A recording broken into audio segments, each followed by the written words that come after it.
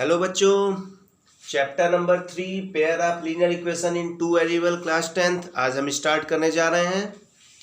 तो बच्चों बेसिकली आपने जो क्लास 9th में चैप्टर पढ़ा था linear equation in two variable, वो आप सिंगल इक्वेशन पढ़ते थे। बट इस चैप्टर में लेवल थोड़ा सा अप हुआ है, हम pair of linear equation in two variable पढ़ेंगे। तो linear equation in two variable का पेयर मीन्स दो इक्वेशन रहेगा। जैसे आपने पढ़ा था ax plus b y plus c is equal to 0, आपने ये पढ़ा था। ये क्या है? Linear equation in two variable. देखिए हम थोड़ा सा रिवाइज इसमें कर देते हैं कि x एंड y वेरिएबल है और दो है, इसलिए दो वेरिएबल टू वेरिएबल हो गए, और इनके पावर क्या है? सिंगल है, इसलिए ये लीनियर हो गए। लीनियर में क्या होना चाहिए? वेरिएबल का पावर या मतलब इक्वेशन का डिग्री मैक्सिमम 1 होना चाहिए। तो बच्चों ax plus b y plus c is equal to 0 एक इक्वेशन है। यहां पे एक इक्वेशन और हम पढ़ेंगे, और यहां कांस्टेंट a1 कर लें, इसको a2 कर लें, b1 कर लें, इसको b2 कर लें, c1 कर लें, इसको c2 कर लें। तो ये जो इक्वेशन बनेगा इसको हम बोलेंगे pair of linear equation in two variable. Pair of linear equation in two variable. Pair इसलिए बोल रहे हैं क्योंकि दो है, लीनियर इसलिए बोल रहे हैं कि x और y का मैक्सिमम पावर 1 है, टू वेरिएबल इसलिए बोल रहे हैं क्योंकि x और y दो वेरिएबल है। तो देखिए बेसिकली हमें क्या क्या सीखना है पूरे चैप्टर में।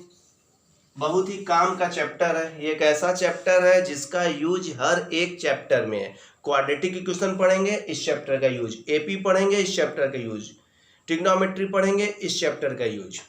मैक्सिमम चैप्टर में इसका यूज है। नेक्स्ट क्लास में जाएंगे, बहुत ज्यादा यूज है। दो इक्वेशन को सॉल्व करना मींस एक्स वाई की वैल्यू फाइंड करना, ये हम सीखेंगे इस चैप्टर में।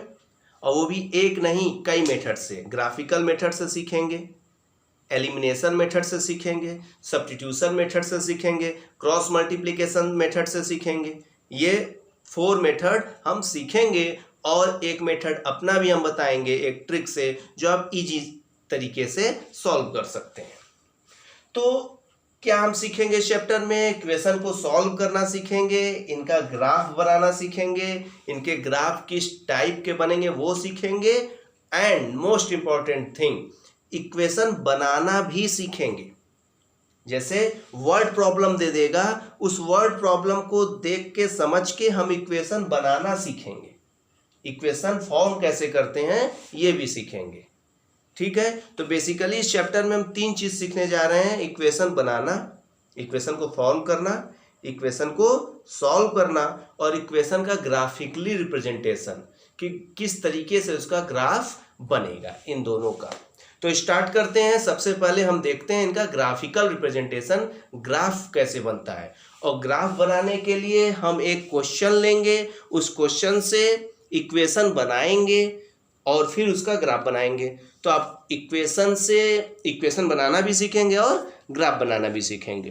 तो एक इक्वेशन हम लेते हैं, ये इसका डिफिनीशन पहले जल्दी से लिख लीजिए। Pair of linear equation in two variable होता क्या है? कोई बोले तो बोलिएगा इक्वेशंस which can be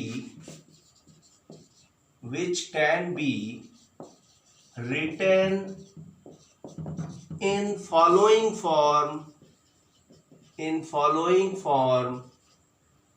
मतलब ये are known as pair of linear equation in two variables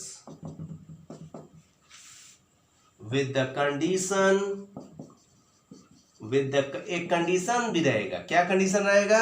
कि a1 a2 b1 b2 not equal to 0। a1 a2 b1 b2 0 नहीं होंगे, क्योंकि a1 अगर 0 हो गया तो x गायब हो जाएगा, तो सिंगल वेरिएबल बचेगा। बट हम पढ़ क्या रहे हैं? टू वेरिएबल पढ़ रहे हैं। b1 0 हो गया तो y गायब हो जाएगा, वहां फिर सिंगल बचेगा। ना, तो A1 A2 B1 B2 zero नहीं होंगे। C1 C2 का मर्जी, जीरो हो भी सकता है नहीं भी हो सकता है। तो कोई पूछे what is pair of linear equation in two variable, तो आप बोलिएगा equation which can be written in the form of in the following form is known as pair of linear equation in two variable. Following form बता दीजिएगा, A1x plus B1y plus C1 is equal to zero, A2x plus B2y plus C2 is equal to zero. तो अब हम एक question लेते हैं और उस क्वेश्चन को पढ़ते हैं, फिर देखते हैं इक्वेशन कैसे बनता है, फिर उसका ग्राफ वगैरह भी देखते हैं। जल्दी से नोट कर लीजिए आप इसको।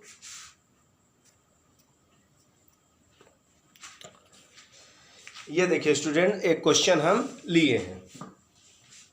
आप अगर वर्ड प्रॉब्लम सीख गए पढ़ना समझना और उससे इक्वेशन बनाना, तो आप मैथ्स में समझिए आप हमेशा आगे रहेंगे ना, क्योंकि हर चैप्टर में आपको ऐसे वर्ड प्रॉब्लम मिलेंगे जिनको आपको समझना पड़ेगा और उससे इक्वेशन बनाना पड़ेगा, वो चाहे जो भी चैप्टर हो।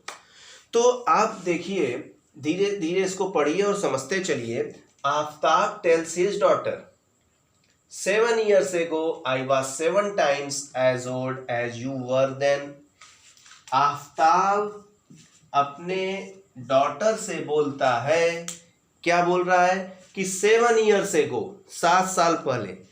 अब कितने ईयर पहले का बात कर रहा है। देखिए अभी तो हम इंडिविजुअल एक क्वेश्चन लिए हैं कि आपको हम बता सकें कैसे बनेगा ना, फिर अभी हम देखेंगे कि आप खुद क्वेश्चन को कैटेगराइज करिएगा कैसे, कि ये एज वाला क्वेश्चन है, फिर एक टाइम डिस्टेंस वाला क्वेश्चन होगा, तो कैसे लगता है। एज वाला क्वेश्चन आप पहले सीखिए कैसे लग रहा है। 7 years ago का बात कर रहा है, तो आप लिखिए एक जगह 7 years ago, 7 years ago 7 साल पहले का बात कर रहा है।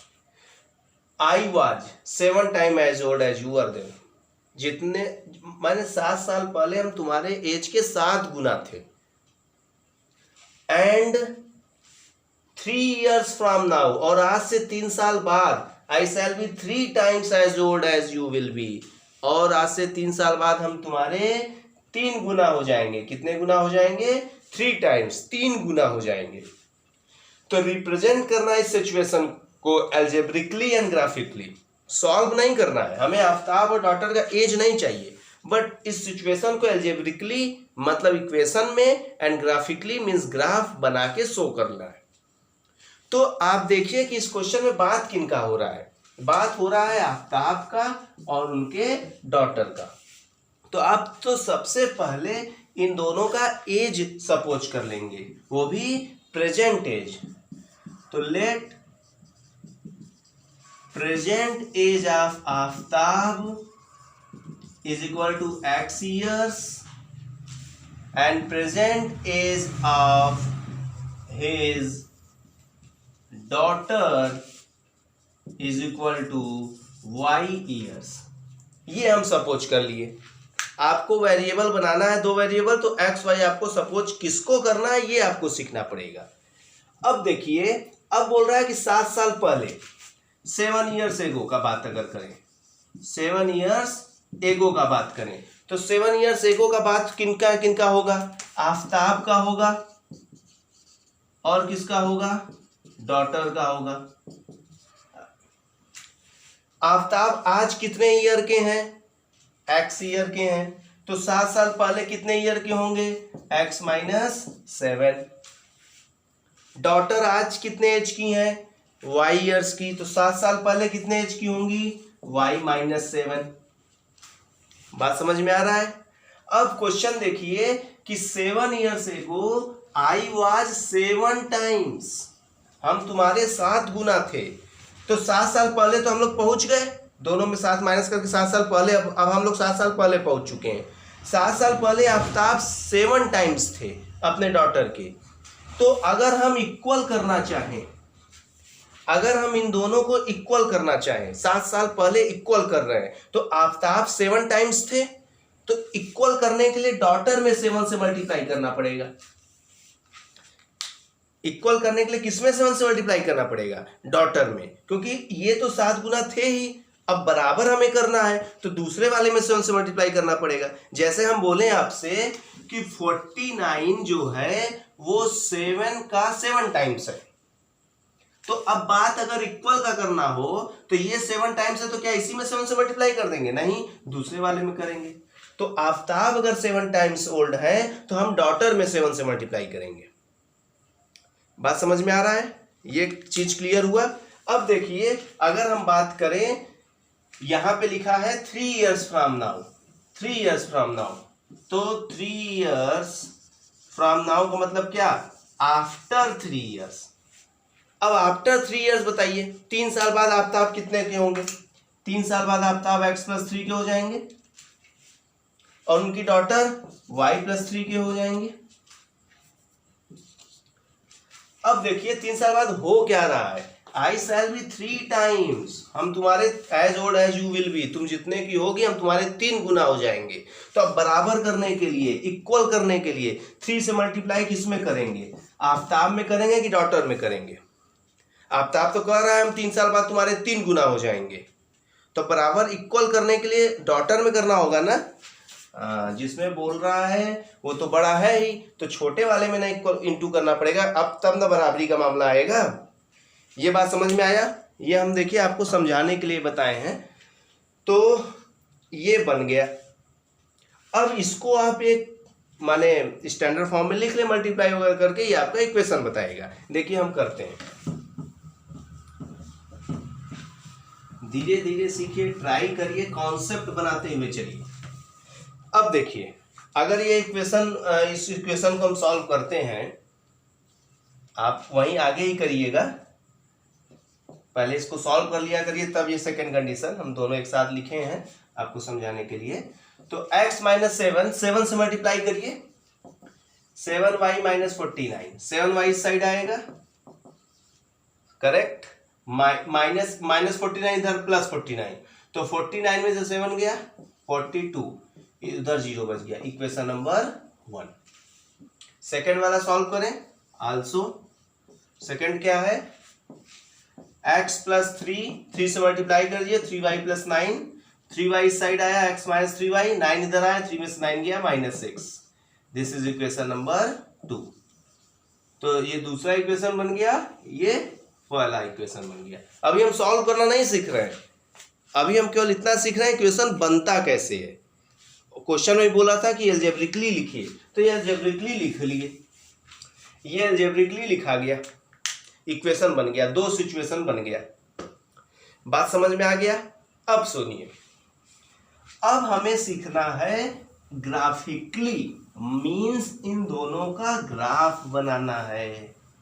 इन दोनों का क्या बनाना है? ग्राफ बनाना है। तो ग्राफ बनाने का तरीका देखिए, जरा हम इन दोनों इक्वेशन को एक साथ पहले लिख ले, ये हटा दे रहे हैं, ये हम हटा देते हैं। ये पहला इक्वेशन हमारा ये है x - 7y + 42 = 0। दूसरा इक्वेशन क्या है? x - 3y - 6 = 0। तो लीनियर इक्वेशन है, ग्राफ आपको बनाना आता ही है, बिल्कुल आता है। आप क्लास 9th में लीनियर इक्वेशन 2 वेरिएबल पढ़ चुके हैं, लेकिन फिर भी हम एक बार आपको बताते हैं इनका ग्राफ। ये x एक्सिस है, ये y एक्सिस है। ग्राफ बनाने में सिंपली आपको करना क्या है? फर्स्ट वाले इक्वेशन में x की वैल्यू 0 रख देनी। हमेशा एक काम करिए, x की वैल्यू क्या रख दीजिए? 0। तो y की वैल्यू क्या मिलेगी चेक करते हैं। x की जगह 0 हो गया, माइनस ये +42 साइड जाके -42 होगा, माइनस माइनस कैंसिल, 7 6 जा 42। y की वैल्यू क्या मिल गई? 6। तो y की वैल्यू 6 यहाँ पे आ गया, y की वैल्यू क्या आ गया? 6 आ गया। तो y पे 6 खोज लीजिए, x तो 0 है तो ओरिजिन पे रहेगा पॉइंट। तो अब दूसरा काम क्या करेंगे? अब y = 0 पुट कर देंगे उसी में, इक्वेशन 1 में ही। तो x y की जगह 0 पुट हो गया, तो 7 × 0 + 42 = 0। तो ये तो 0 हो गया, -42 साइड जाके हो गया, तो x की वैल्यू -42, यहाँ कहीं आएगा, मान लेते हैं ग्राफ पेपर पे तो हम लोग काउंट कर लेंगे, यहाँ सपोज कर लिए यहाँ पे आएगा। कॉपी पे भी आप लोग ऐसे डायरेक्ट करिएगा, जो वैल्यू है पूरा लिखने की जरूरत नहीं है, सीधे ग्राफ पे ही करिएगा। ये आ गया, बात समझ में आया। अब दोनों पॉइंट को मिला दीजिए, अब दोनों पॉइंट को मिला दीजिए।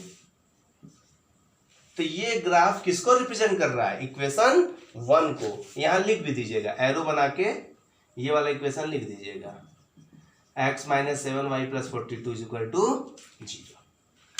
कॉन्सेप्ट बन रहा है, समझ में आ रहा है। देखिए अब क्वेश्चन इक्वेशन 2 का ग्राफ कैसे बनेगा। इक्वेशन 2 का ग्राफ वही काम। अब इक्वेशन 2 में हम लोग क्या रखेंगे? x की वैल्यू 0, तो x यहाँ 0 रख दीजिए। तो ये आप क्लास 9th में किए होंगे ऐसा काम। -6 उधर गया, +6, 3 2 जा 6, माइनस उधर आ गया, y की वैल्यू क्या आ गई? -2। तो y की वैल्यू -2 आपको यहाँ कहीं मिलेगा, निगेटिव y एक्सिस नीचे होता है। अब y 0 रख दीजिए, अब y 0 रख दीजिए, तो x माइनस ये पूरा 0 हो जाएगा, 3 × 0 -6 = 0। तो x की वैल्यू 6, x की वैल्यू कितना आ गया? 6 आ गया। कोई डाउट? तो x कहाँ 6 मिलेगा? यहाँ कहीं मिलेगा। बात क्लियर हो रहा है कि नहीं? अब इसको दोनों को मिला देंगे, आप मिल गया। कोई डाउट? समझ में आ रहा है। ग्राफ पेपर पे ये एक्चुअल बनेगा आपका। थोड़ा देखिए 6 काउंट यहाँ हो रहा है या 6 काउंट कहाँ हो रहा है, ये ग्राफ पेपर पे तो एक्चुअली आप काउंट करके लिखेंगे ना। हम आपको यहाँ पे ग्राफ बनाना सिखा रहे हैं, तो आप ये दोनों का ग्राफ बनाना सीख पाए कि नहीं? ये दोनों हो सकता है आगे जाके इंटरसेक्ट करे ना, करेगा ही। आपको हम ये भी बताएंगे कि इक्वेशन देख के बता लेंगे आप कि दोनों का ग्राफ इंटरसेक्ट करेगा कि नहीं करेगा, या पैरेलल रहेगा ना। वो भी सिचुएशन हम इस चैप्टर में पढ़ेंगे। बहुत ही इंटरेस्टिंग चैप्टर, बहुत ही यूजफुल चैप्टर है ये। तो आपको ये क्वेश्चन समझ में आया? ठीक है, स्टार्टिंग में हम टाइम लेंगे, बट जैसे जैसे आप कॉन्सेप्ट समझते जाएंगे हम थोड़ा सा स्पीड अपना बढ़ाएंगे। तो एक क्वेश्चन हम इस पे और करते हैं, नोट कर लीजिए इसको पहले। ये देखिए क्वेश्चन हम और लिए हैं आपको समझाने के लिए कि इक्वेशन बनता कैसे है ना। आप नोट कर लीजिए इसको जरा जल्दी से।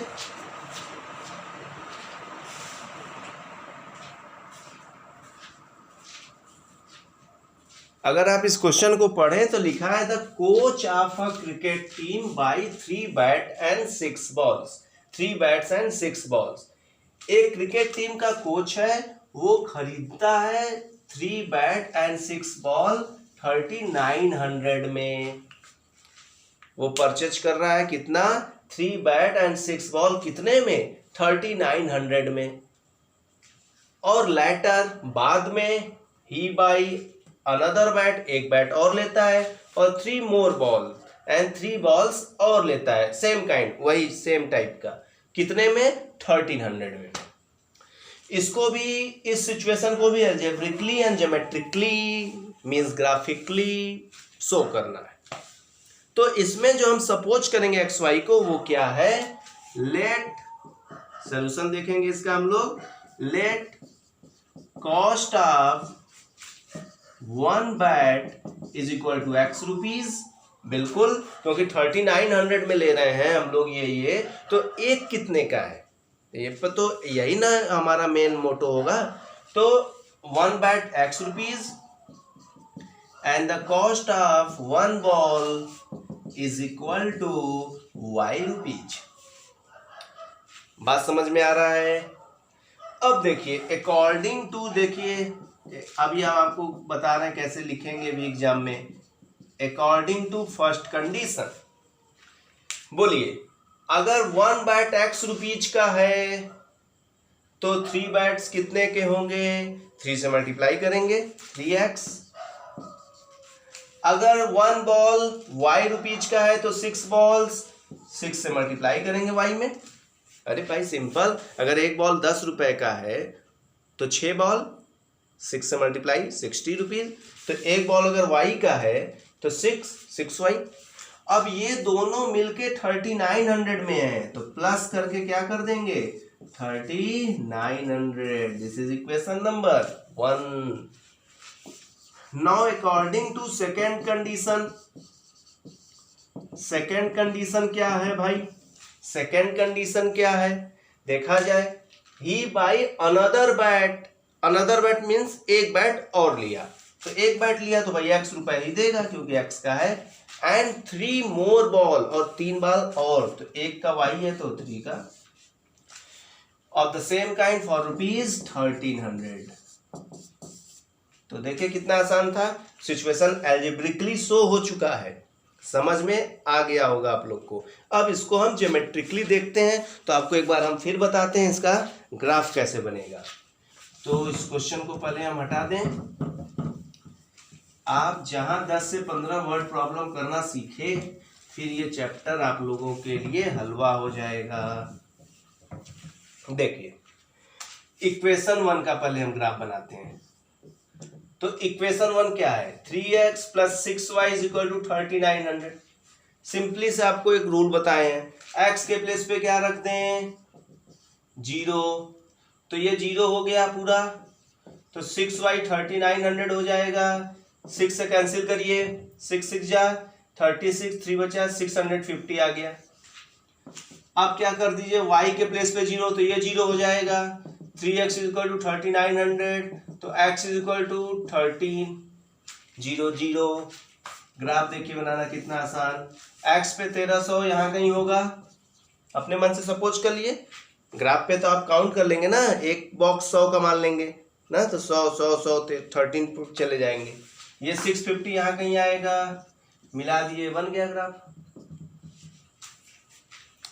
समझ में आ रहा है? सेकंड का देखिए, अगर हम इक्वेशन सेकंड लिखें, x + 3y = 1300, ये तो अगर x की जगह 0 पुट करते हैं, तो ये 0 पुट करेंगे तो 3y = 1300, तो y = 3 से कैंसिल करेंगे, 3 3 जा 9, नहीं 3 4 जा 12, 10 हुआ, 10 हो गया ना, तो 10 3 3 जा 9, अपॉन में आएगा।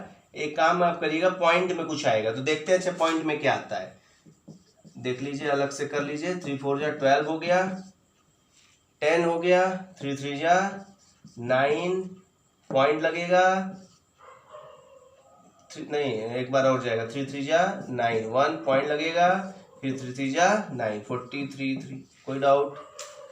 आसान है।